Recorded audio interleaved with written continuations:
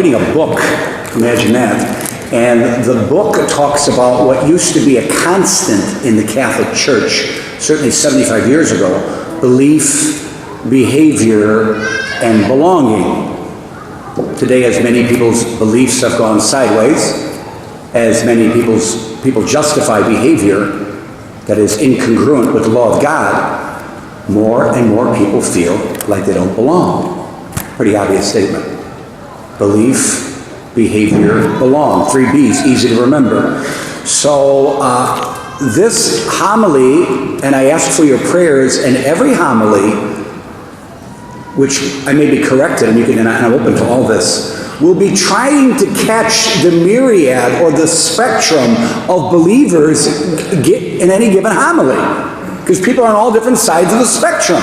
Some people don't believe what we believe in church today. Some may be visiting. Some may have been dragged here. Not everybody behaves the way we're supposed to be. I know I don't sometimes. But I got a well-formed conscience. When I'm wrong, I'm wrong. And if you point it out to me, if I'm humble enough, I'll admit it. And if not, bring someone taller and stronger, then I'll admit it. I've always felt like I belong. Look, we're all children of the same Father. Don't ever forget that. Before you identify yourself in any way, shape, or form, whoever talked to you, whoever your guru figures are, we are all children of the same Father. We belong here. Now, if you accept that, there's a few other beliefs I'd like to impart to you. That's what I do up here. Impart beliefs, encourage good behaviors. And then we got to get our behaviors in order. So that's going to be the main, well, I don't know about the main outline. Who knows where this homily is going? Got way too many notes. But those are 3 points we can work around. So first I got to tell some announcements. A couple of years ago, a woman walked up to me and says, Father, I need you to marry my daughter. I said, I'm a priest. I'm not going to marry your daughter. So Alyssa got married yesterday. She married a nice boy named Ryan. He's a good boy. They were married at 1:30 yesterday, Saturday. They're in church right now. How about that? Have you ever heard of something like that? That should be the norm. This is a good example of belief, belong, behavior. That was the norm. Our grandparents didn't have Saturday 4:30 Mass. There was no 4:30 Saturday Mass. It was Mass on Sunday. And everything was closed on Sunday because the culture, the civic reality corresponded to the religious one. So people who got married oftentimes would go to Mass the next day. Now, and let's say I do a Mass, so let's say I celebrate a Mass at 1:30, inevitably someone sticks their head in the sacristy. Hey, Father, I know it's Saturday, but does this count for Sunday? No, it does not. People don't want to be told no. So I want to recognize them. That's just so awesome. And you would think, oh, Father, you marry so many people, this always happens. No, it doesn't. I wish it did. It's an attempt for me, with your help and your prayers, to not just wind me up. I already know how to preach to the choir. I've been doing that for a long time. And we can fine-tune the choir. We all can fine-tune it. But my point is, my strong takeaway is I can feed those who know they're hungry all day long. I got to work on trying to feed those who don't even know they're hungry. Those who don't feel like they belong. Those who don't behave. I don't behave either sometimes. But at least I know what God is telling me to do. It's subjective. This might sound crazy. I know, crazy idea just came over me. Some things are actually right, and some things are actually wrong. Independent of the person doing the behavior. If 99% of the population got up tomorrow and put an ad in the paper that's saying the ongoing execution of unborn children is what we've decided and what we agree upon and will be the law of the land, I will stand by myself if I have to.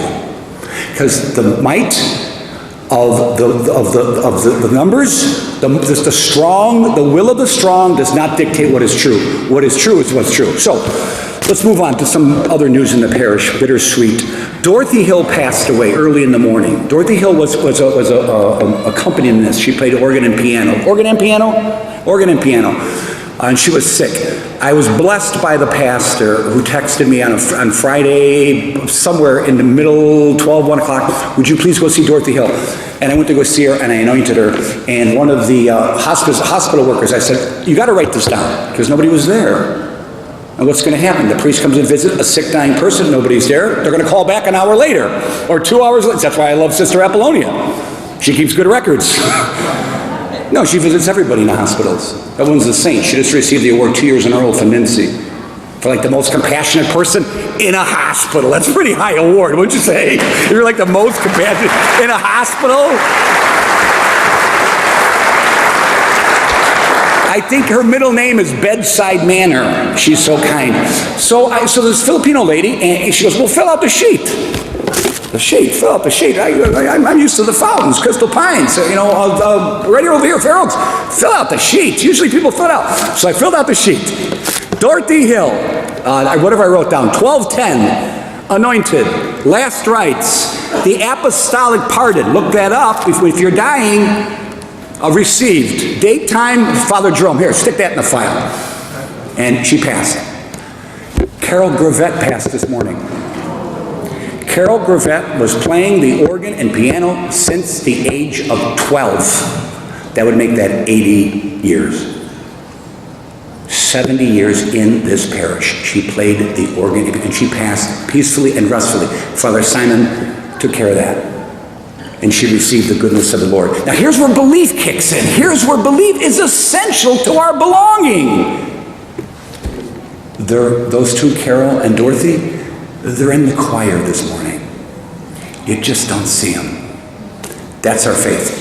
I do this at every funeral homily. I'm not here to frighten everybody, but your uncle, your brother, your sister, your son over there, he's alive.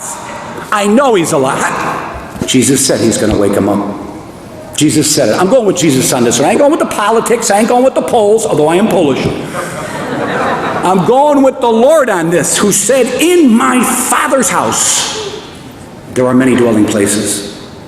If there were not, why would I have told you? Timothy 1:1, God the Father has willed that all of us be saved. Doesn't mean we're all saved. It means he wants us to be. It means he wills us to be. But we have to cooperate. Point number 3, today's the pro-life chain in Crystal Lake. So they meet at the Hobby Lobby around 2 o'clock to pass out signs. They do this down 14, this life chain. If you can make it, great. If you don't, well, say your prayers. Today is the Feast of the Holy Rosary, October 7th. The Pope said, and what a beautiful message we all can embrace, return to the Rosary. Return to the family Rosary. A priest, I can't wait to get 20 years, I keep telling you, because I can hear my dad. 20 years on the job, 20 years, I want to get to my 20th. I can tell you at my 19th and a quarter, the Rosary has more power than most people understand or give the Blessed Virgin Mary credit for. I'm not going to mention that name. They are the first family. The Blessed Virgin, Saint Joseph, and the child Jesus. So the Rosary. Take this as an invitation. It's changed my life. How has it changed your life, Father? Not to get into too many details. I was a victim of a horrible incident on February 21st, 1993. I was in a house where very, very, very bad things happened. I was serving in the Peace Corps. What's your point? After who knows who picked up the tab. After all the psychiatric help, blah, blah, psychology, if you don't know this about me, if you came up and surprised me, I would always be shocked. Until some priest gave me a good talking to before one of my Rome pilgrimages and said, Father, you, especially, and I never met the guy. He heard my story and said, you need to pray the Rosary every day. And I took him up on it. And about a year and a half ago, maybe 2 years now, it's been so long I don't even remember. I was sitting outside the house, it was 5 o'clock in the morning, and a jogger came by, my window was open. Any other occasion, it would have startled me. I wasn't frightened anymore. What do you attribute that to? The Rosary. How can I be yelling at you about the Rosary? Only I could pull it out. You pray the Rosary. No, seriously, it works. Try it. Turn off the radios when you're in the car. It's 50 Hail Marys, 5 Our Fathers, a couple Glory Bees, It's not hard to learn. It's not hard to do. So that's the pro-life chain and the Feast of the Holy Rosary. It all comes together because what you hope, and both of us hope, is the last part of our homily, is the gospel about the family. That's where we learn most of this stuff. For me, my dad didn't go to church. My dad did not go to church. My dad gave you the antics, the histrionics. That's from my father. Religion came from my mother. Why am I telling you this? It just happens to be my family story. My dad did not go to church. He didn't give any trouble to church. He certainly didn't give any trouble to my mother. And I'm telling you, because I got my beliefs and my behavior from my family. And I always felt like I belonged. That's not the case today. How blessed are you to be at Mass today? If you got your spouse with you, how blessed you are. If your kids are with you, how blessed you are. Seriously. First, take that. Thank God. You're here. And Alyssa's parents are here. This is awesome stuff. Because a lot of people don't have that.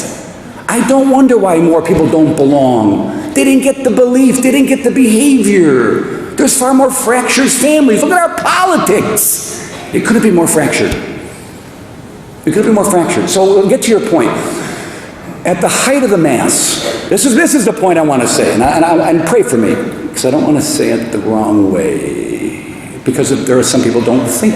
Again, there's a spirit of the world that infects all of us. And sometimes we go on to think that our belief system is better than the church's belief system. And it's unfortunate. But I got to call those people out. As children of God, we're expected to behave in a certain manner. Some people's behavior is unworthy of the name of child of God. They're still worthy. Love the sinner. But we're supposed to hate sin. Father, we don't hate anybody. What do you mean we don't hate anybody? Hate the devil. I don't want the devil hanging around me. You want to hang around with the devil? You go hang around with the devil. I don't want to hang around with the devil. Sin and certain grave sins are to be hated, cut off from. So, at the heart of the Mass, so a lot of people don't belong. Jesus says this is my body. I give it up for you. I am thoroughly convinced that if more people came to realize that their bodies are not their own, I'll say it slowly and I'll say it again. God made you. It's a first principle. He endowed you with reason and free will, unless you're handicapped or has challenges, which we should never forget. All the caregivers of those who have mental disabilities or physical handicaps, all the caregivers, all the Sister Apollonias around the world and in the houses and in the communities and in the nursing homes, all those people, God endowed you with this awesome gift of the Spirit. And he's giving us guidelines and a roadmap how to use these powers. It's like a car which comes with manual.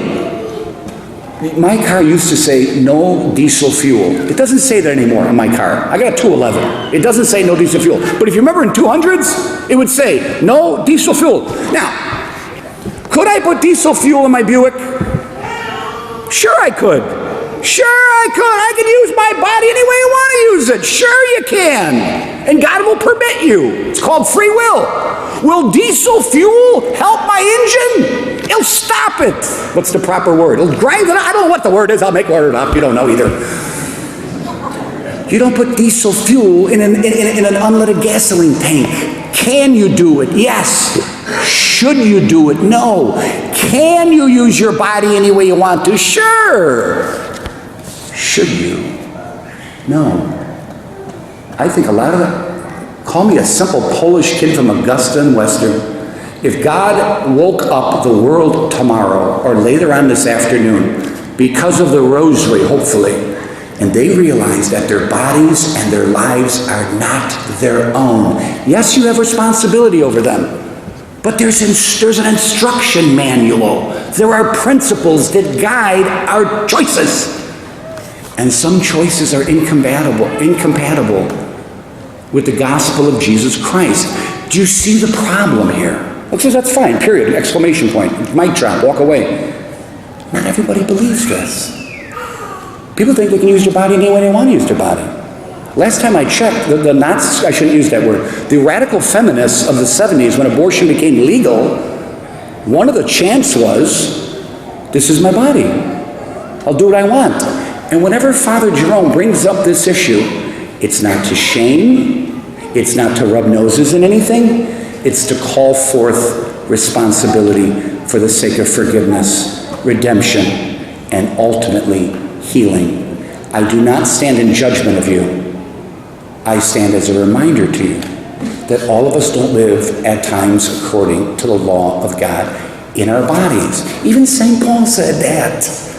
There's a law in my body that fights against the Spirit. So, conclusion. One of the biggest problems we're facing with people unable to accept that their bodies are not their own is a hardness of heart. Why? Jesus says, could you divorce? Jesus says, Moses lets you do that. Why? Because people, and it's not, I'm not generalizing divorce. There's all kinds of, leave that alone. But the hardness, or don't leave it alone. The hardness of the heart has led our biases, our predispositions, our willful, sensual spirits have led to a clash in our church, in our country, and in some cases in our very families. So let me recommend this to you. If you're at church and you love God and you want to follow His laws, you want to behave, you want to belong. If you have a member of your family that's outside the scope of the belief, to behave, or belong, treat them with respect. Treat them with love. And I bet you all can think of somebody right now who comes to mind. Treat them with love, treat them with respect. What if I gave you from this pulpit, I can't do this, but I could try. What if I gave all of you permission for 6 months to stop, because that's how we sound, like antagonists. We sound like righteous dogmatists. What if I gave you from the pulpit a 6, and use this at your own discretion. Every case is a little different. 6 months. Leave those you love who do not believe, behave, or belong as Christ intended. Leave them alone. Give them love. Show them respect. If you get a question, answer it. If there's an opening, take it. But just that's my best I can do. The heart of the Mass, this is my body, I give it up for you. What are we giving up? What are we giving up to Christ when He gives us everything? May we make a pledge today. May we renew our first Holy Communion today and say to Christ who gives everything to us, Christ, I give you permission. Break down the hardness of my heart and imbue into me an ever greater dose of the Ghost, a greater outpouring of the Holy Spirit, so I can believe, I can behave, and I can belong.